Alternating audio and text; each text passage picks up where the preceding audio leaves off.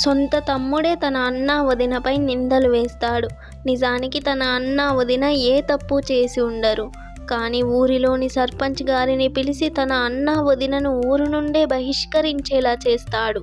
చూడండి రంగకాంత, మీరు మీ రైస్ మిల్లో కల్తీ చేసి ఊరిలోని ప్రజల ఆరోగ్యాలతోనే ఆడుకోవాలని చూశారు. కాబట్టి మిమ్మల్ని నేను ఊరు నుండి బహిష్కరిస్తున్నా. ఇక వెళ్ళిపోండి ఈ ఊరు నుండి. సర్పంచ్ గారు, మా రైస్ మిల్లో ఎలాంటి తప్పు జరగలేదు, ఎలాంటి కల్తీ జరగలేదు. ఎవరో కావాలనే నిందలు వేస్తున్నారు సర్పంచ్ గారు. ఇలా మీరు నిజం తెలియకుండా మమ్మల్ని ఊరు నుంచి బహిష్కరించడం ఎంతవరకు కరెక్ట్? మా విషయాలు మీరు తెలుసుకోవాలి సర్పంచ్ గారు. కాంత, మీ రైస్ మిల్లో తప్పు జరిగినట్టు మీ కుటుంబ సభ్యులైన మీ మరిదే చెప్తున్నారు. కాబట్టి నిజంగానే తప్పు జరిగింది. ఇక మీరు ఈ ఊరు వదిలి వెళ్ళిపోండి. నీవు నీ భర్త ఇద్దరు వెళ్ళిపోండి. ఈ రంగా మరియు కాంతాలు వారి రైస్ మిల్లో ఎలాంటి కల్తీ చేయలేదు. వారి తమ్ముడైన వీర, అతని భార్య సీత కలిసి ఇలా నిందపడేలా చేస్తారు. వారు ఊరు నుంచి బహిష్కరింపబడితే ఆస్తి మొత్తం వీర, సీతలు అనుభవించొచ్చు అనుకుంటారు. వీరా, సీత, మేము తప్పు చేశామంటే మీరు నమ్ముతున్నారా? మీరు సర్పంచ్ గారికి అలా ఎలా చెప్పగలరు? వీరా, మీ అన్నయ్య తప్పు చేశాడంటే నమ్ముతావా? అమ్మ సీత, నేను ఎలా చూసుకున్నానమ్మా మన కుటుంబాన్ని? ఎందుకమ్మా మీరు మా కోసం మాట్లాడట్లేదు? అక్క, ఇక మేం మాట్లాడేదేముందక్క? సర్పంచ్ గారు అంతా చూశారు, తీర్పిచ్చి వెళ్ళిపోయారు. ఇక మీరు ఊరు వదిలి వెళ్ళాల్సిందే. మాకు బాధగానే ఉందక్క, కానీ తప్పదు కదా. తప్పు బయటపడింది, శిక్ష పడింది. ఏమాత్రం జాలి లేకుండా సీత ఇలా వెటకారంగా మాట్లాడుతుంది.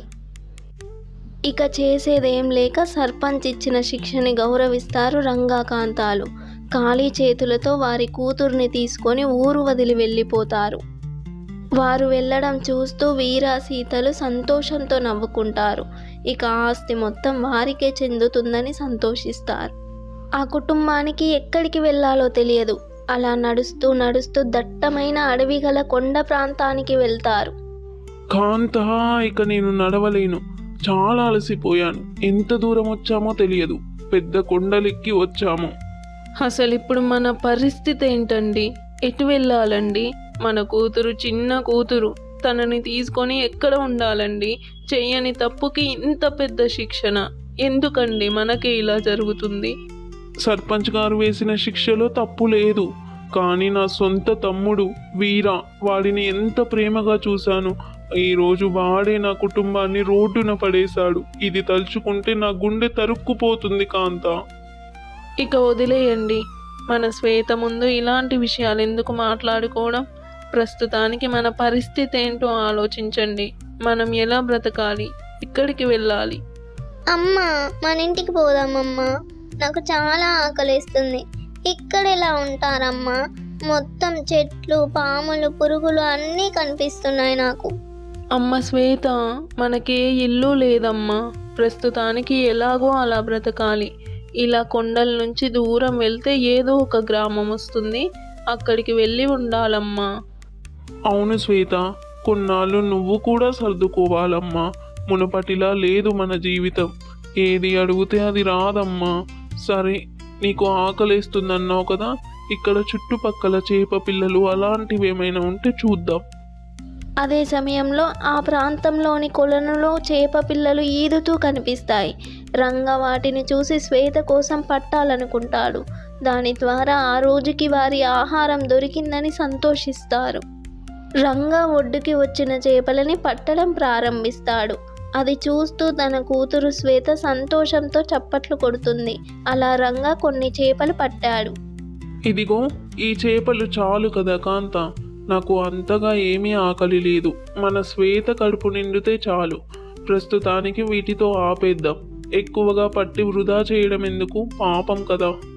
ఇక చాలు నాన్న, నేను ఫిష్ కొంచెమే తింటాను కదా. మిగిలినవి నీకు మమ్మీకి సరిపోతాయి.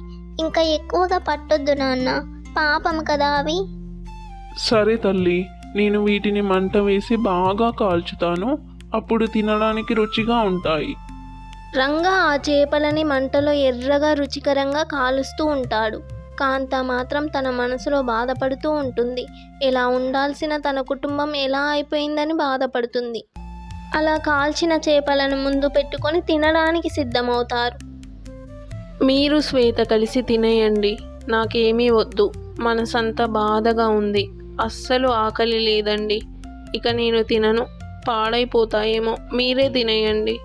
అలా అంటే ఎలా కాంత? మనం ఈ కొండలు దాటి ఒక గ్రామానికి వెళ్ళాలి, అక్కడ బ్రతకాలి. అందుకు కొంత శక్తి కావాలి. తిను నువ్వు కూడా. మమ్మీ, డాడీ అందరం కలిసే తిందాం. అలా అయితేనే నేను తింటాను. దీంతో అందరూ తినడానికి సిద్ధమవుతారు. ఇంతలోనే పక్క నుంచి ఒక పెద్ద ఆవిడ అరుస్తూ కనిపిస్తుంది. అదే అడవిలో ఒక పెద్ద ఆవిడ తప్పిపోతుంది. ఎవరైనా ఉన్నారా అయ్యా? సహాయం చేయండి. ఎవరైనా ఉంటే పలకండి. ఆకలి ఆకలి, భోజనం చేసి 3 రోజులవుతుంది. ఆకలి, ఎవరైనా ఉన్నారా? ఒక నిమిషం వినండి, ఎవరో పెద్ద ఆవిడ మాట్లాడుతున్నట్టు అనిపిస్తుంది. ఇక్కడెవరుంటారబ్బా? అవునండి, పక్క నుంచే వస్తుంది శబ్దం. పదండి చూద్దాం. వారు కాల్చుకున్న చేపలు తినకుండానే ముసలవ్వ శబ్దం వినపడడంతో ఆమె దగ్గరికి వస్తారు. ఎవరవ్వా మీరు? ఇక్కడెందుకున్నారు? ఈ సమయంలో ఇలా అడవిలో ఒంటరిగా ఏం చేస్తున్నారవ్వా? అసలు మీరు ఇక్కడికి ఎలా వచ్చారు? ఏం చెయ్యను తల్లి, బంధువులు నన్ను ఇక్కడ వదిలేసి వెళ్ళిపోయారు.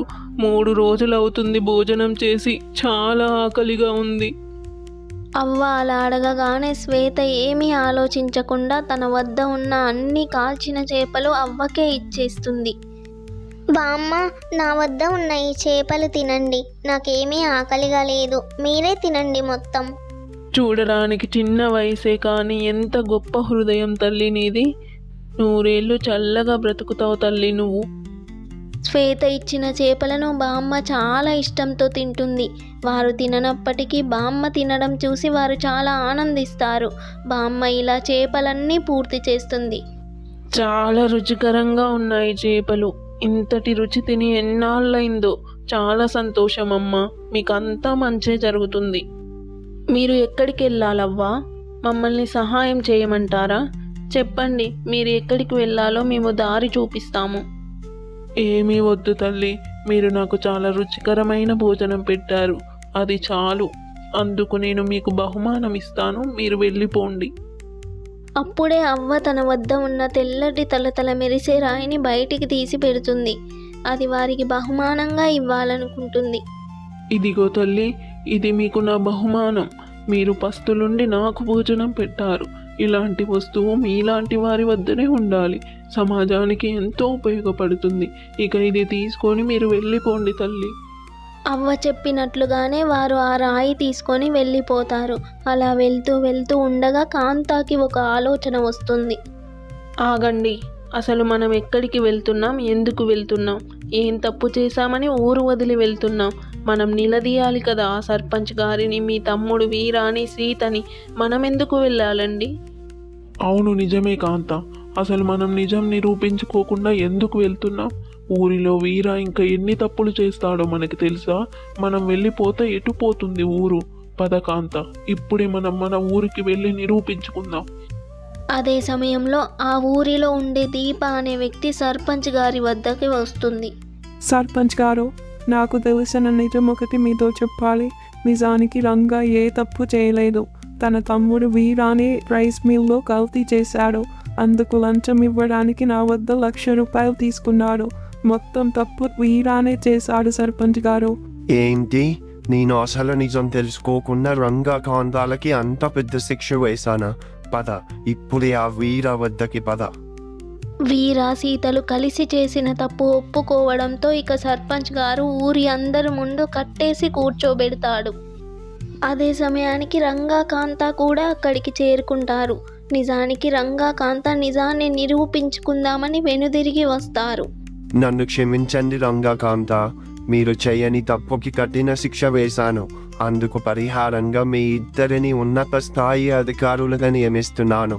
ఇక నేను మీ వెనకాలే ఉంటాను. మీరే ఈ సమాజాన్ని, ఈ ఊరిని చూసుకోవాలి. దీంతో రంగా కాంతాలు ఆ గ్రామానికే ఉన్నత స్థాయి అధికారులవుతారు. ఆ బామ్మ చెప్పినట్టుగా సమాజాన్ని చూసుకునే బాధ్యత వీరిపై వచ్చింది. అక్క, ఇక మేము ఏ తప్పు చేయమక్క. మొదటిసారి చేశాం కదక్క, ఈ ఒక్కసారి క్షమించండి అక్క, ప్లీజ్ అక్క. చూడు సీత, మీరు సొంత వారిపైనే అనవసరమైన నిందలు వేశారు, సొంత వారికి అన్యాయం తలపెట్టారు. కాబట్టి మీకు శిక్ష పడాలి సీత.